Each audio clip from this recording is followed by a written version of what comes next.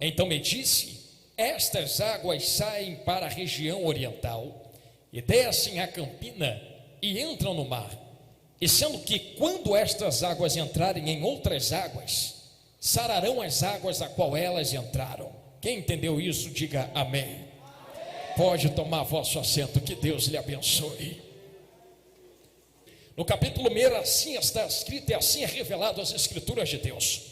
No ano em que eu estava à beira do rio Quebar, os céus se abriram e foi-me apresentado como uma nuvem afogueada. E do meio da nuvem afogueada se encontrava um varão assentado sobre um trono. E debaixo desse trono uma base, debaixo dessa base 4 seres que sustentavam a base com as suas cabeças.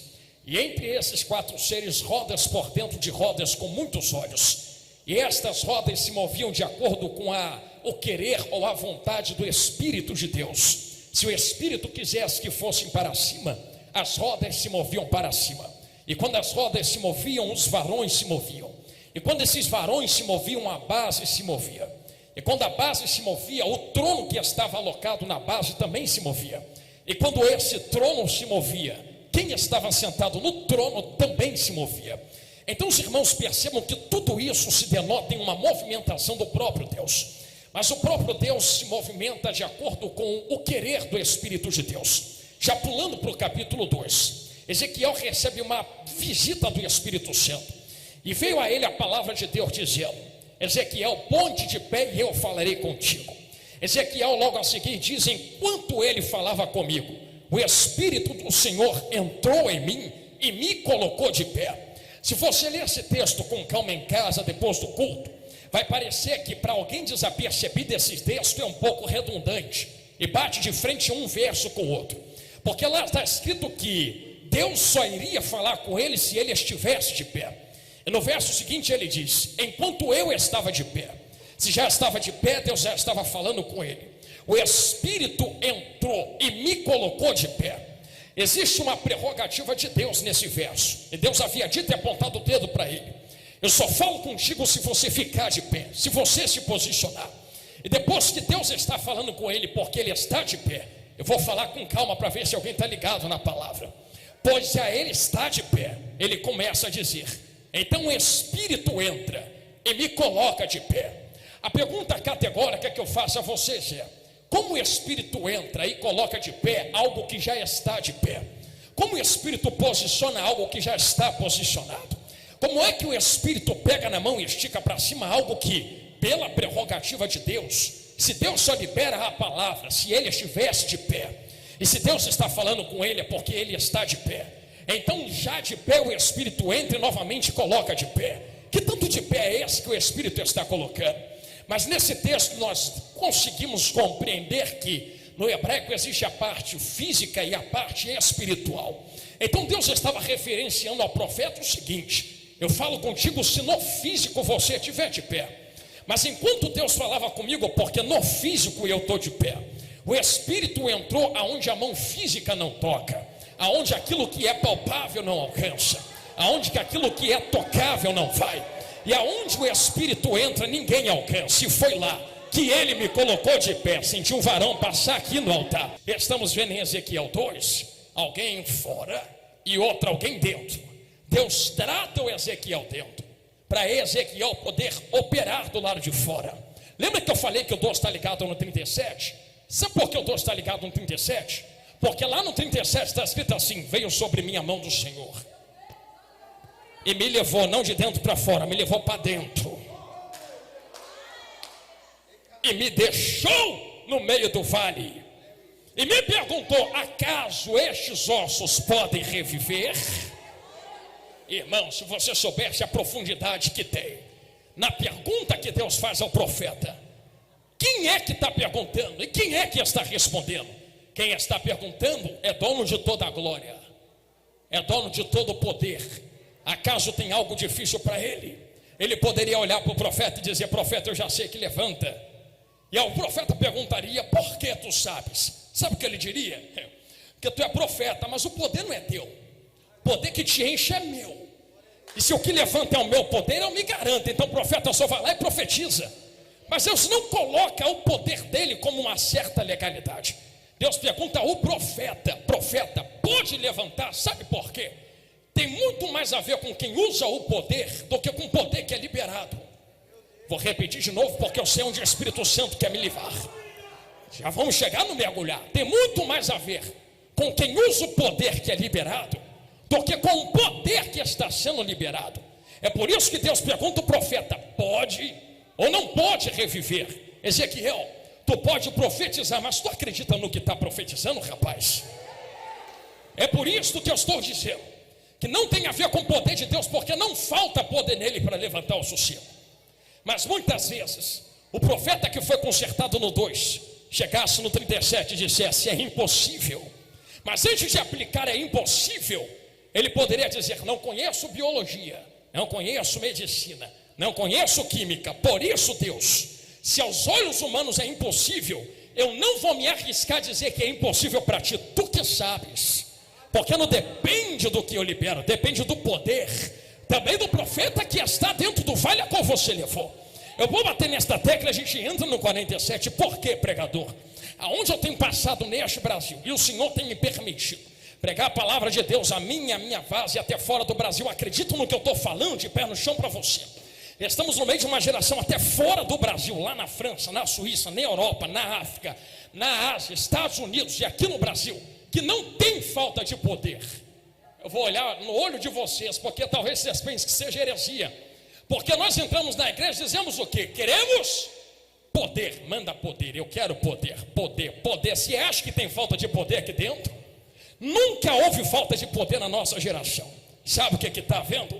O que está havendo é falta e ausência de caráter naqueles que carregam o poder que está sendo liberado no alto e é ativado dentro do vale. Jonathan, você pegou pesado, agora você bateu numa tecla que vai ficar difícil de eu querer dar glória, que não tem problema. Pregador, por que você está dizendo isto? Simples, eu vou usar o exemplo do barro, dentro do parênteses a gente volta no 37. O problema não é vaso ser vaso, o problema é que o vaso vai prestar para receber azeite do lado de dentro. Pesquisa depois na internet que você vai ver que o vaso que produz, que possui em sua estrutura certos elementos que não permitem o barro se ligar direito. Quando esse vaso é assado no fogo e sai do fogo, ele não tem a mesma resistência do que um vaso purificado em sua estrutura. Então não é só ser vaso, porque se o azeite toca em um vaso que tem sujeira na sua remenda, não é o azeite que quebra o vaso, é o vaso que se quebra no toque do azeite. Está na Bíblia, quer ver? Assim como o vaso se quebrou na mão do... O oleiro não quebrou o vaso. Olha lá como é que são inteligentes. Foi o vaso quem se quebrou na mão de quem? Porque vaso que possui sujeira em sua estrutura não está capacitado para receber azeite. E não é porque Deus não quer derramar, é porque o vaso não suportaria. É por isto que antes dele colocar o vaso no fogo, ele pega a massa e começa a amassar com a mão. Amassa com a mão, amassa com a mão, amassa com a mão. É nesses amassados que ele vai tirando a sujeira. Tem gente que reclama do amassado. Quer reclamar da rachadura ou do amassado? Se ele não te amassa agora, tu racha lá na frente.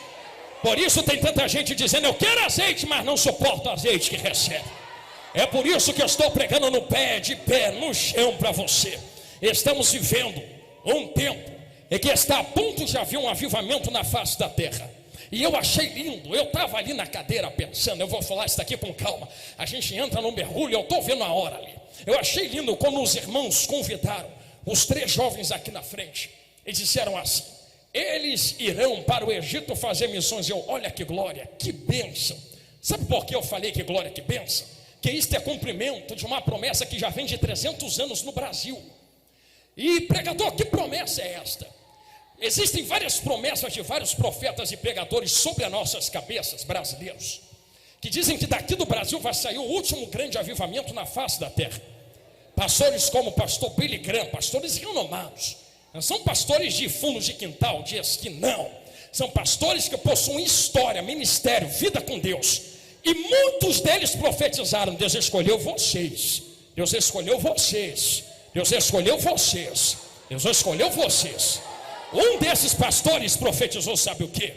Que ele olhava para o Brasil e via como que Deus pegava os jovens do Brasil e esparramava pela face da terra, para levar o fogo que tem no Brasil para o resto das nações. Vocês podem acreditar no que eu estou falando? Eu vi que está se cumprindo o que profetas estão profetizando sobre nós há muito tempo, que Deus vai primeiro encher vocês, vai relampear vocês de fogo, de palavra, de glória. Depois que vocês estiverem acesos, vai pegar vocês e vai dizer assim: vocês para o Egito, vocês para o Oriente Médio, vocês para as Américas, vocês para a Europa, vocês para a Ásia. Tem jovem que está pegando ali. Aquela ali é inteligente. Eu estou profetizando aqui, diante da autoridade e legalidade da palavra de Deus. Deus vai transportar jovens aqui dentro essa noite. Vai ter gente tão marcada depois desse culto que vai sair daqui procurando o pastor Anderson, dizendo: quando é a próxima caravana para o Egito? Eu quero ir fazer missões, eu quero levar esse fogo para outros, eu quero transformar o mundo em um celeiro de profetas. Quem é que pega esta palavra em nome de Jesus? É, varão de guerra. Estamos diante de uma realidade, irmãos. E Deus deseja derramar a glória dele. Mas eu estou apertando essa tecla. Vou falar com calma isso aqui, até porque a minha voz está começando a falar: Jonathan, calma. Então lá vai com calma. Não falta poder. Jonathan, falta o que então? Capacidade nos vasos para carregar o azeite que é liberado. É por isso que em 2 Reis 4 está escrito: quando terminam os vasos, acaba o azeite. Por isso eu dizia outro dia, pregando dentro de Belfor Roxo, se eu me lembro bem, Maringá. E eu disse assim: o próximo avivamento que vai vir não é um avivamento de relampeio, de glória, de Deus te pegar e não. Antes disso, Deus vai fazer um avivamento de arado. Aí me perguntaram: o que é avivamento de arado? Arado é aquele instrumento que vai atrás do boi.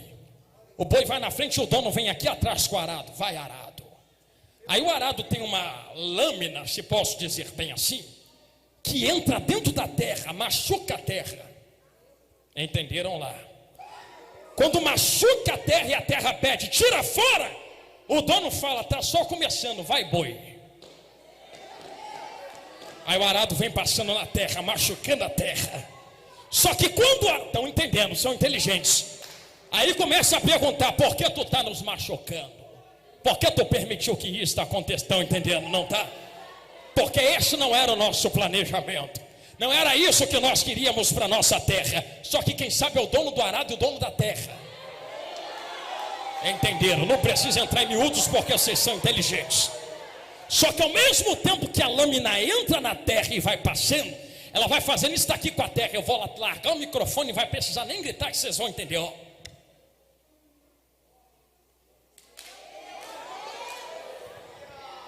A lâmina pega o que está escondido do lado de baixo e abre até uma abertura para o lado de cima.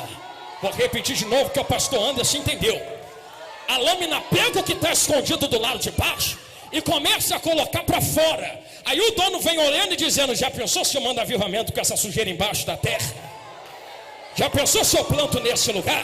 É por isso que antes de plantar um avivamento, eu vou passar o meu arado, o meu arado, o meu arado, o meu arado, o meu arado, o meu arado, o meu arado, o meu arado, o meu arado. Se prepare, porque está aqui uma palavra para o Brasil. O arado de Deus começou a passar no dia 1º de janeiro de 2023.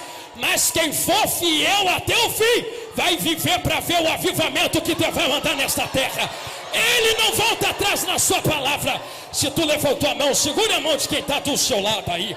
Senti um varão passear aqui no altar. Dá uma balançada, senta na mão desse crente e diga: até quando está ruim está bom, porque Deus ainda está no controle. Deus ainda está no controle do Brasil. Deus ainda está no controle desta terra. É o arado dele que está passando para limpar. O avivamento vai começar, vai começar, vai começar, vai começar, vai começar, vai começar. Com quem é que Deus pode contar aqui dentro de Cordovil? Eu vou deixar você dar glória. Vou tomar um fôlego aqui.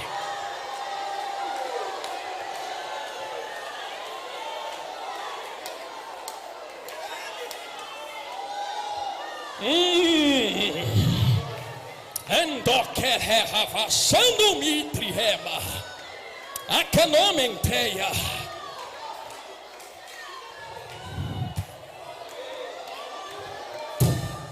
Emandudri querevra. E eu digo isto debaixo da autoridade e legalidade do Espírito de Deus. Atentai, filhinhos e filhinhas, geração do avivamento, nada fica oculto aos olhos de Deus. Os homens planejam, os homens tramam, os homens cumprem e fazem, e dizem aonde está o Deus deles. O Deus deles falhou, o Deus deles não existe. Mas de súbito a espada de Deus vai descer na terra, e só poderão olhar uns aos outros e dizer: ai de mim, ai de mim, o que é que eu fui fazer da minha vida? Atentai bem a palavra que eu libero a vocês aqui deste altar neste começo de ano, porque com esses olhos vocês verão a justiça de Deus passar na terra. Assim como Deus abriu o mar vermelho para Israel poder atravessar, Deus não impediu o faraó de entrar lá dentro. Deus mandou o faraó entrar e ainda disse: traz todos os teus cavaleiros contigo e bota dentro também. Mas quando ele estava lá dentro dizendo: agora eu mato, agora eu pego, agora eu arruaço, Deus disse: chegou a hora, fecha o mar, fecha o mar, fecha o mar, fecha o mar, fecha o mar, fecha o mar, fecha o mar, fecha o mar.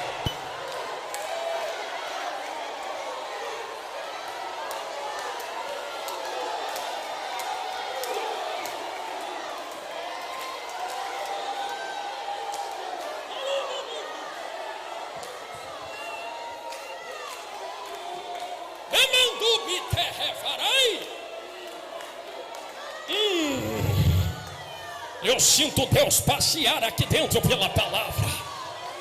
Daqui a pouco eu termino no mergulho. Tem mais 15 minutos ainda. Mas em nome de Jesus, segure a mão de quem está do seu lado mais 30 segundos. Só 30. Isto, estou contando ali no relógio, para que saibam que isto que eu acabei de profetizar não provém da boca do homem, mas da palavra de Deus e do seu coração. Será dado entre vós um sinal de glória agora. Se é do homem, acabe, a gente vai para casa. Se é Deus quem falou na boca do profeta, recebei entre vós, como selo desta profecia, a glória que diz o Senhor: eu derramo sobre esta casa e sobre as vossas cabeças agora.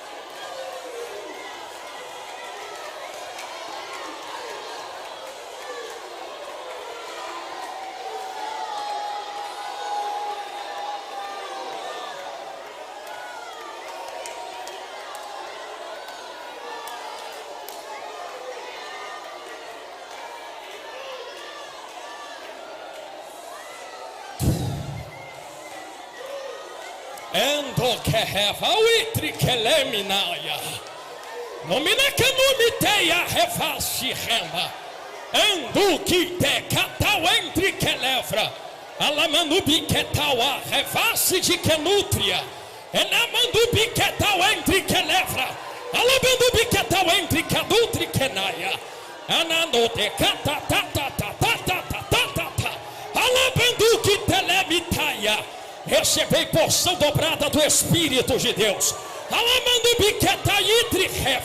Porque a graça dele repousa nesta casa. E diz o Senhor: passarei neste altar agora. Olha como eu passo no meio da minha noiva, diz o Senhor. Passo em revista na minha tropa. E agora eu procuro aqueles que são, aqueles que são, aqueles que são, aqueles que são, aqueles que são.